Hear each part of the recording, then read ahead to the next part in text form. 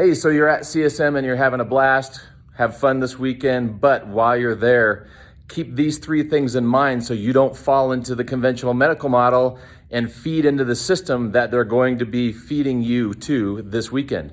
Number one, don't join the crowd. Remember, the overwhelming majority of physical therapists, especially outpatient ortho physical therapists, are average at best because they bought into the system, they think like they're supposed to think, they do what's expected, they evaluate symptoms, they treat symptoms, and that's a lot of the crap that you're gonna see this weekend. So remember, if you start to feel comfortable, that means you're starting to think like they think, which means you are going to have your skill level go down, thought process go down, career fall apart, because you're falling into the conventional mess. So number one thing to remember this weekend, don't fall into the group think. Number two thing to be aware of this weekend, all of those vendors that you're going to see are there to sell their business, not help your patients.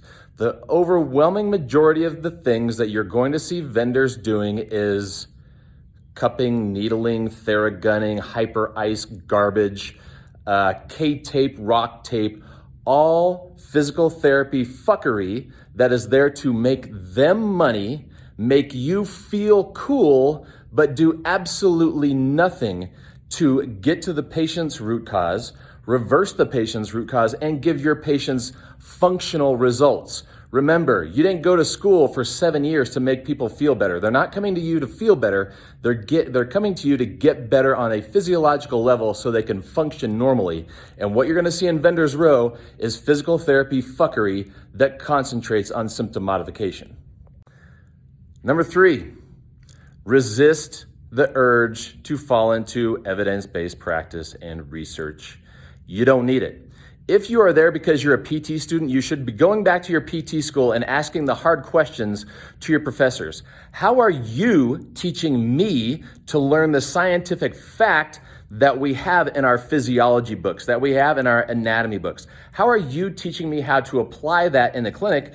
Because most evidence-based practice and research does not do that. They're teaching you to fall into the broken medical model thought process of, well, if I can prove something, that means it works. Guess what? You can prove that we've known about physiology for thousands of years, and it's not going to change in your lifetime. So if you learn how to ask the hard questions when you go back to school to your professors, how do I apply physiology and fact?